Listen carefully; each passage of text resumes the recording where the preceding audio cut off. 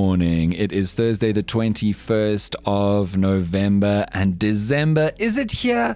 Do we have to wait for the first? We're so close. I can taste it. We are like, 4 days now to payday for most people. I feel like when that November pay packet hits, we're going to December pretty hard. You got to be careful because I know that you still got debit orders that are going to pop off when December comes.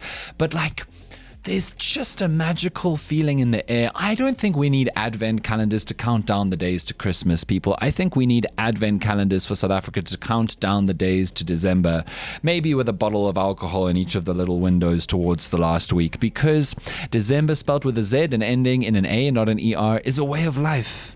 It's a movement. It's a revolution. I think on a South African citizenship test, all the questions should be about the significance of December because we do it harder than everybody else in the world.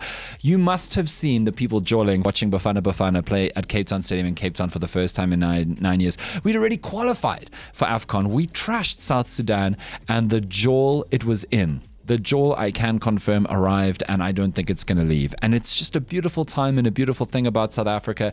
Oh, we are so nearly there. Welcome to Dan Corder in the morning. South Africa is a movie. This is the watch party. Before I tell you what we're going to cover on the show today, did you see the drama with Tebogo Mokoena? Sundowns player scored away over the weekend for Bafana, and in an interview afterward, he was asked about playing in front of a packed stadium, in front of a full house, and he said this. Yeah, I did enjoy it. It was fully packed. I don't play a lot of games in a full stadium, so.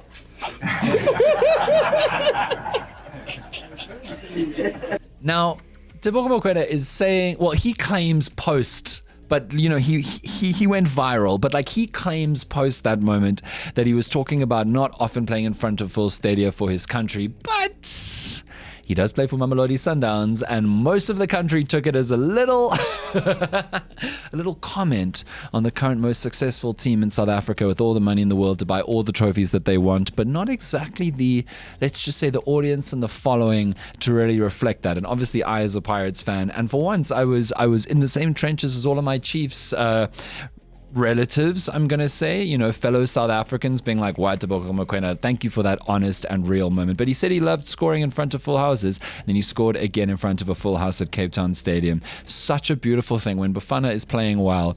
We don't expect to lose anymore. Do you know how good it would be for the country with the box the way that they are if Bafana was also winning? It would be insane. Such a nice moment. Okay. And I don't mean Tebogo Mokwena's interview, although I did enjoy that as a Pirates fan. I meant us winning at Cape Town Stadium. Okay.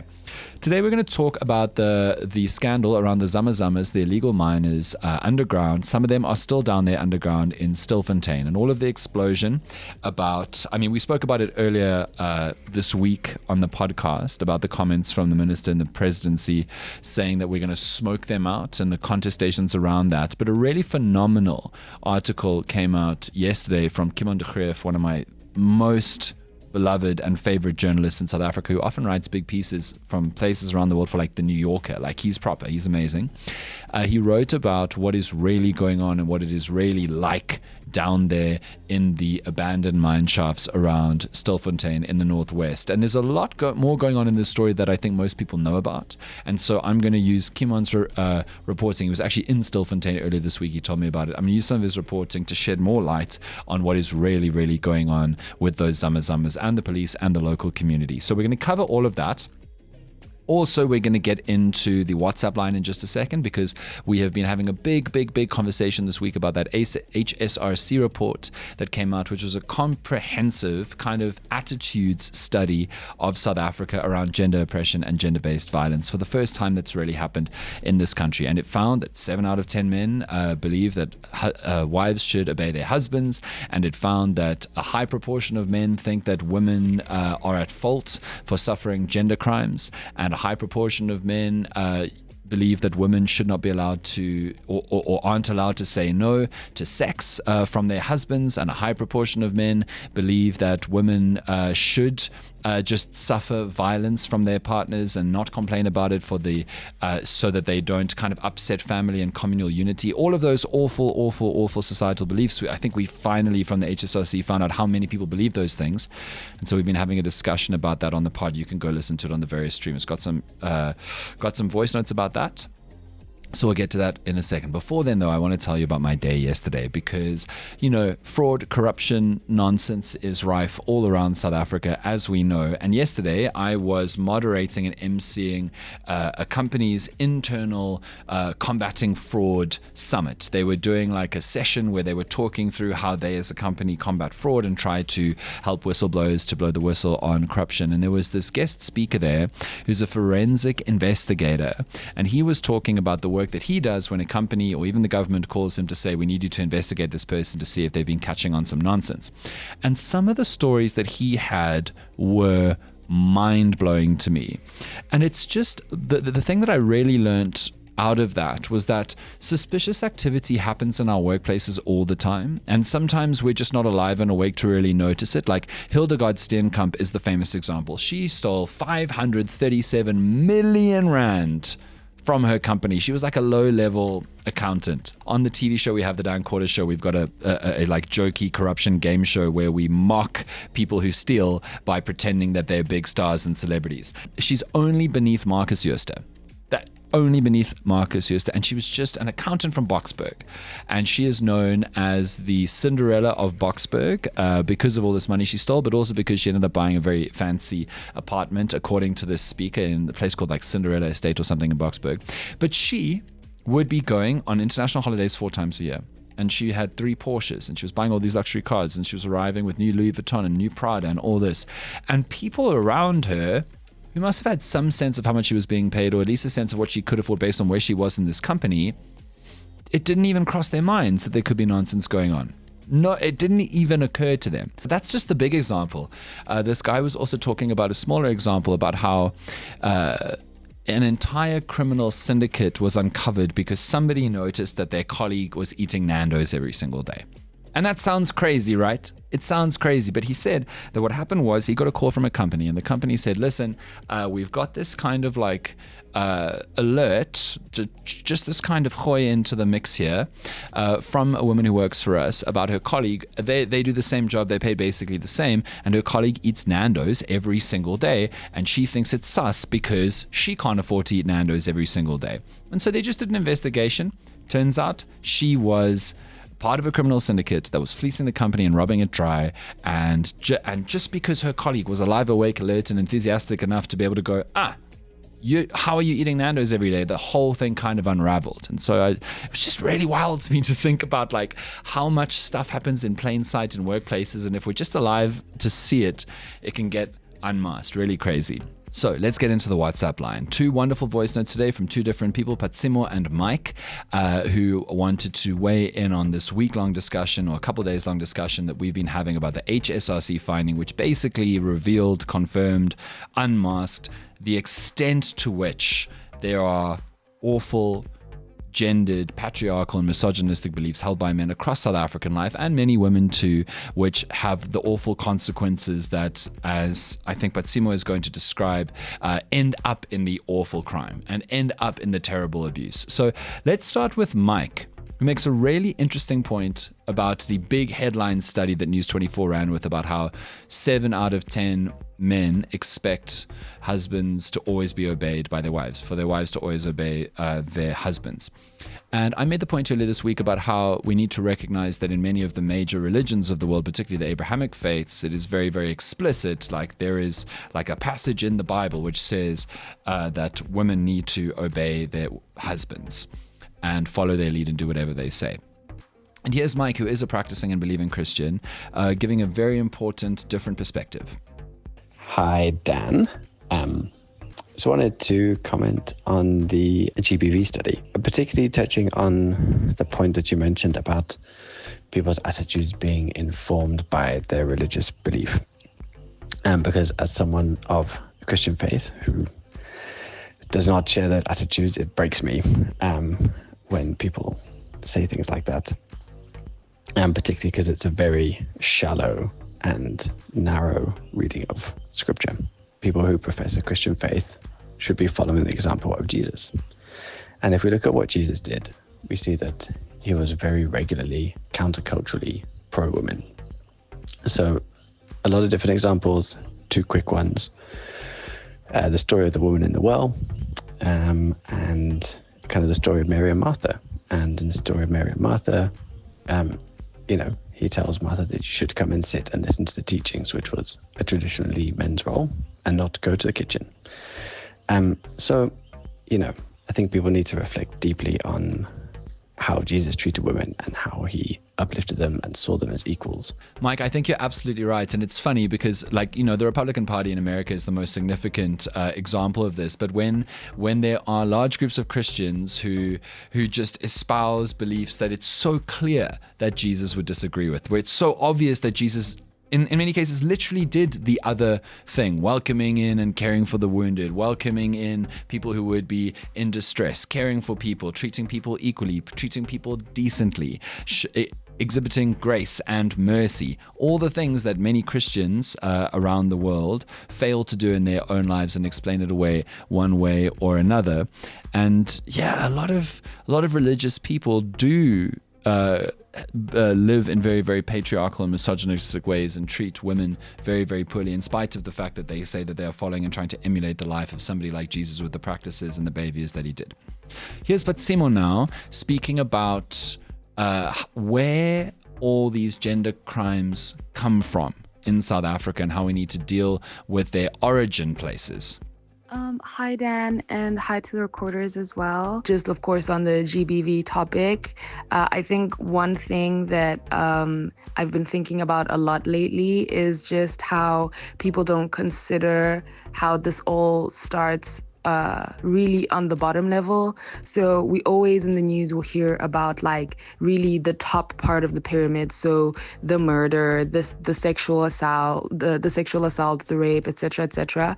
But people can't even address sexist comments in the office, or can't point out when their male friends do something that is very side eye, and then we'll wonder how we have ended up in a society where day after day we're hearing kind of news stories about just the mistreatment of women, children, and girls. And the shock is just very exhausting. Thank you so much to Batsimo for that. I think you're exactly right. And I just want to call back on Eve. Eve sent us a voice note that we played on yesterday's show where she was crediting the kind of analysis that she did to the South African intellectual Pumla Dineo-Qola at Feminist Rogue on Twitter. You may be familiar with her work about, she calls it the female fear factory, creating a society where women and girls are scared all the time. Everybody is a threat. Everything is dangerous. Every behavior, every activity, every piece of clothing you wear, every street you walk down, you are analyzing whether or not you're putting yourself at risk of harm. And that is such an awful oppression to live under because it makes your life small. It makes you feel unsafe. It stops you from doing so many things and living the life that you want. It is a literal infringer on your sense of freedom, which immediately means that you are less free and can be less free in your behavior outside of your mind. And it's so important to understand how corrosive and damaging all of this is. Please, please, please go listen to Eve's voice note from yesterday's show. Right, that's all from the WhatsApp line for today. If you want to contribute, if you want to be a recorder, the number is 0607 613 436, and it comes through to this phone. And we really, really take the community discussion part of this show very, very seriously.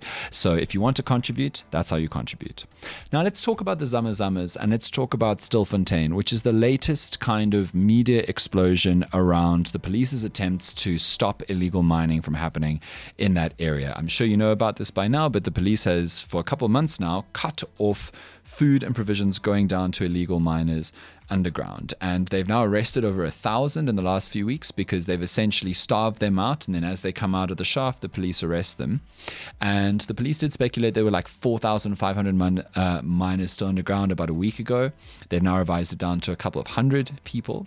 And there's been an extraordinary explosion across South African society about this debate because it's on the one hand, they are committing criminal acts and we need to deal with them, and they are down underground, and we don't want to send the police down there into dangerous environments where there's flooding in a lot of the shafts, there are rock falls often, there's no light. Also, there are criminal syndicates, underground gangs, armed gangs who are protecting different parts of turf of the mines underground, and it would be very, very dangerous for police and armed forces to go down there to arrest people, and then very, very difficult to bring them back up.